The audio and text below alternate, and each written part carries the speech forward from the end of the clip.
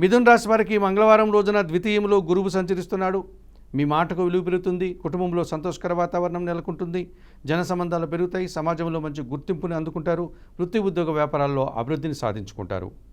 పంచములో శుక్ర సంచారం వల్ల ఆత్మీయుల కలయిక, స్త్రీజన సహకారంతో సంతోషకర వాతావరణం, సంతానం విషయంలో శుభవార్తలు, వృత్తి ఉద్యోగ వ్యాపారాలన్నీ సజావుగా ముందుకు సాగుతాయి. షష్టమంలో బుధ సంచారం వల్ల గట్టి పోటీని సైతం సునాయాసంగా ఎదుర్కొంటారు. బ్యాంకు లావాదేవీలు మీకు అనుకూలంగా ఉన్నాయి. ఆర్థికంగా బలపడతారు. కుటుంబం కోసం నూతన వస్తువులు కొనుగోలు చేస్తారు. షష్టంలో కుజ సంచారం వల్ల గట్టి పోటీని ఎదుర్కొంటారు. కోర్టు వ్యవహారాలు కూడా మీకు అనుకూలంగా ఉన్నాయి. కొన్ని వివాదాలు పరిష్కరించుకుంటారు. రియల్ ఎస్టేట్ రంగంలో మంచి లాభాలకే అవకాశం ఉంది. వ్యవసాయ రంగంలో కూడా లాభాలు అందుకునే పరిస్థితి కనిపిస్తుంది.